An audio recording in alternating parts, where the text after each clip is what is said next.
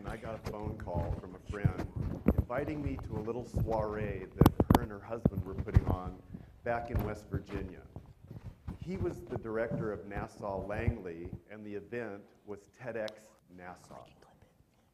What I learned while I was there was that NASA is the space exploration agency.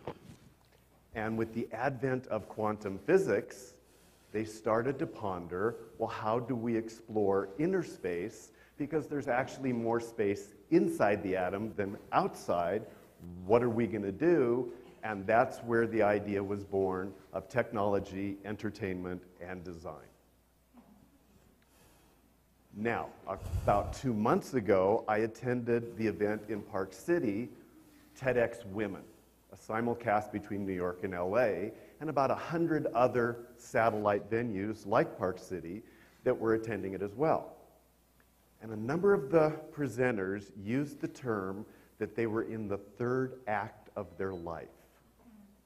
And it really got me to thinking that that's me.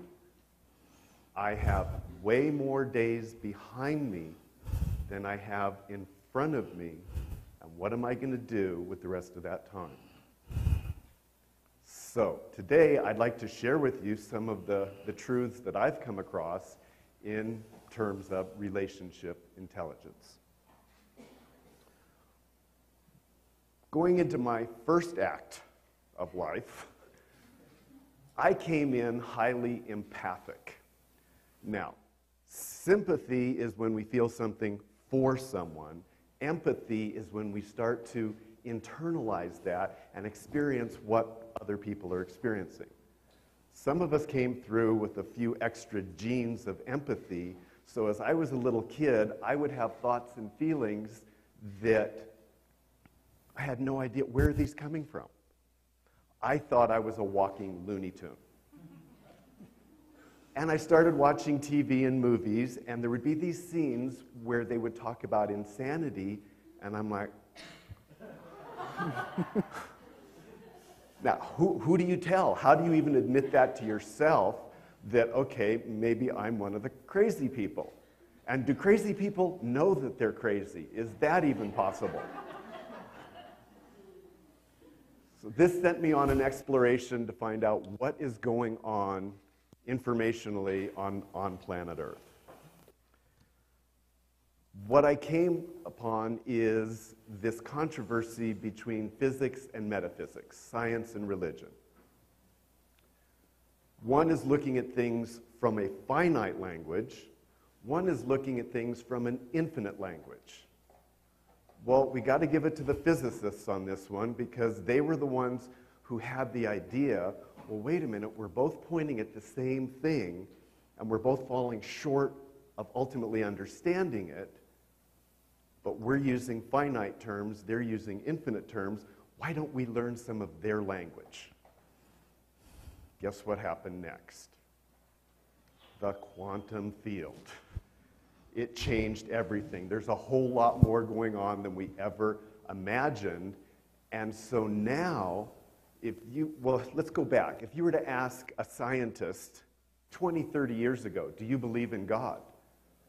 Well, no, I'm a scientist. There's no proof. You ask those same people today, and they go, oh, I don't have to believe. I can show you the proof. There is a superior intelligence at work, and we can show you all where it shows up, but we keep learning more about it, so you'll have to keep checking in with us to see what's new. Okay? This led to an understanding of the difference between theosophy and philosophy. In theosophy, we have a belief system that's all put together, and it's handed down, intact.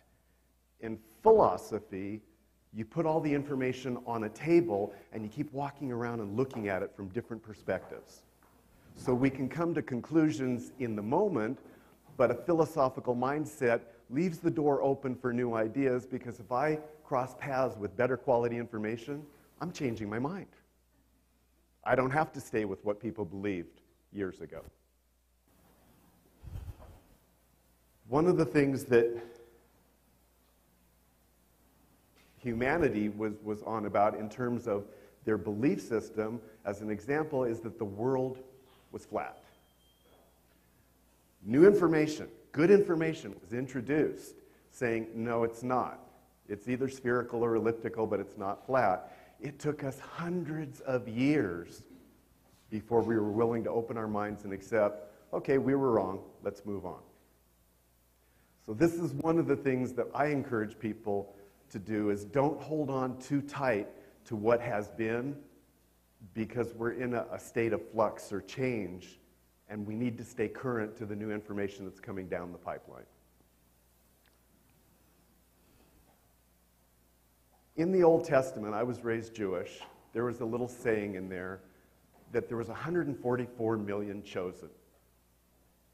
Now, I knew my name was on that list.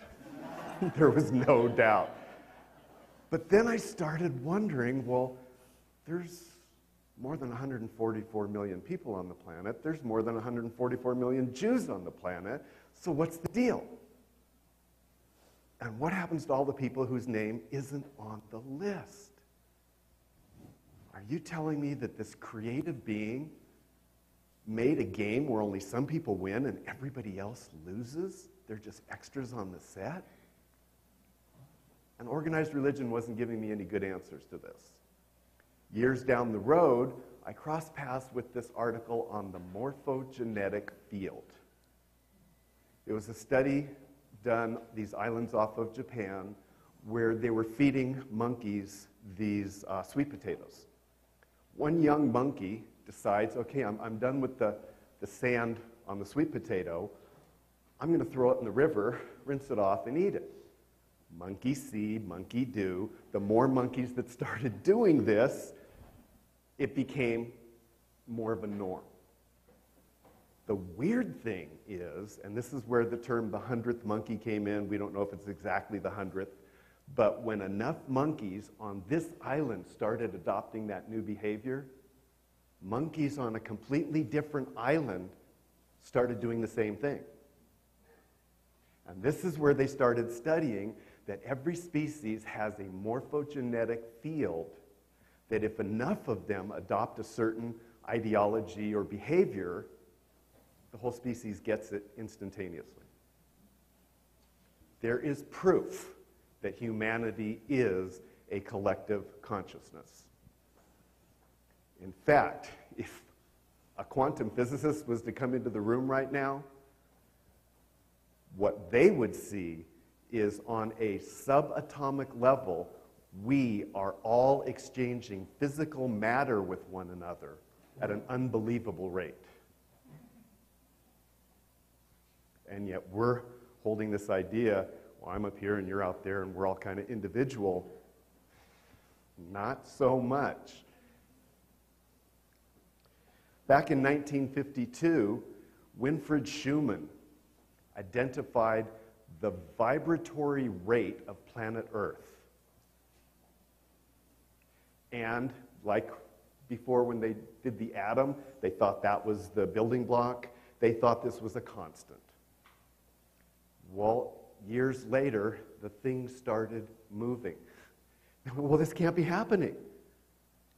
But it is happening. And it's changing the electromagnetic grid of planet Earth. So what do we have that's electromagnetic? TV waves, radio waves, microwaves, brain waves. The wattage is getting turned up. This isn't a belief system, this is reality. Where is it showing up the most? Our children. They're the most open and vulnerable. So if you've got a kid playing with a fraction of a percent more than what we used to,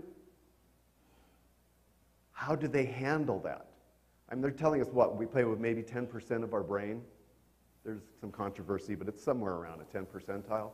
Well, what if they had a fraction of 1% more than normal? What does that do to that little being? So now there's all this stuff out there about the indigo children and the rainbow children. They're human beings that are just playing with slightly more wattage. And what do? Oh, let's start throwing Prozac and Ritalin at them and get them back into some semblance of normalcy. because there's something wrong. No, something is moving forward, and we need to help them understand where things are going, which means we need to wrap our minds around it as well. Some functional stuff that we can use. I work with people in developing a dual monitor consciousness. If anybody's played on the computer, you've seen that you can have one program running over here and a completely separate program running over here. It makes it really nice if you're doing research and you're writing a book or an article that you can have both of those going simultaneously. We have two sides to the brain, and we can do that with each other. What ends up happening is I meet someone new, and if I'm using the monitor that's me and my information, I'm interpreting everything about that person based on how I look at, listen to, and feel the world. The one thing I can tell you is I don't care how good you are at perception or communication, if that's what you're doing, you're not getting that other person. There's something different about who they are and the way they experience life that you're not availing yourself of. So we have the capacity to maintain who I am, what I know, what I think, what I feel, and have another monitor that is, well, who are you? And let me put your information on that monitor so that I can truly understand who you are and where you're coming from. Now, one of the things that we tend to do when we look at other people is we become our little judgmental selves. Oh, that's good, that's bad, that's right, that's wrong.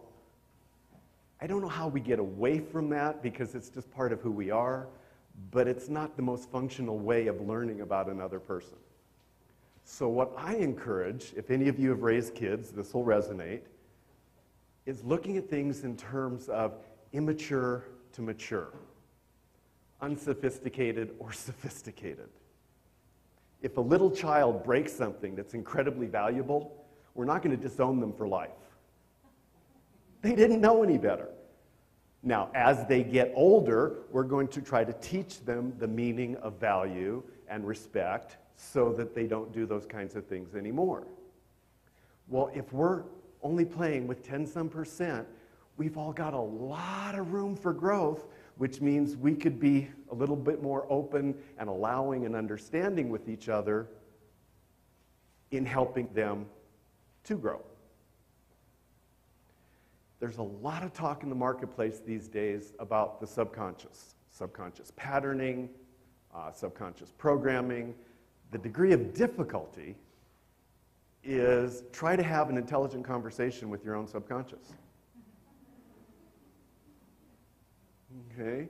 So there's all these ways that we do to try to, inadvertently program it. But here's the cool thing. I can look at someone else and I can get a better sense of who they are subconsciously than they can. If I'm willing to invest the time and the energy to be that kind of a reflection, we can get some good work done. So an example that I give is, you women will appreciate this, I could give you the finest makeup on the planet. No mirror. Put your makeup on. No mirror. It's going to probably come out a mess. I could give you mediocre makeup and a really high quality mirror. Now we can accomplish something. Now we can get something good done. We can be that kind of a mirror for other people to help them learn and grow, but for some reason, socially, societally, we don't want to get involved.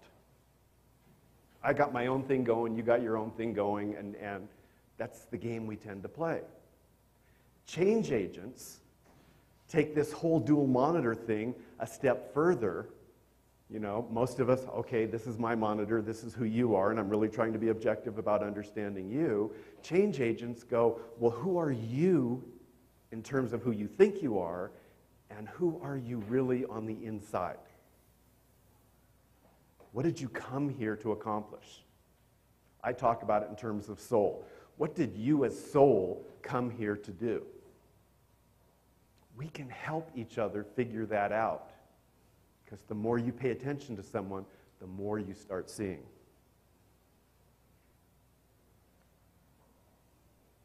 As a species, we are moving from a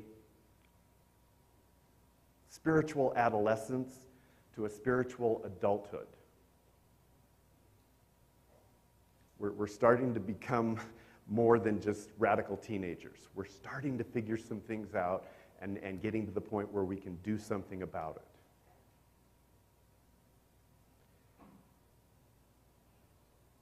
We're moving towards what in marketing they call a tipping point. That critical mass where something starts to shift. Back to the 100th monkey.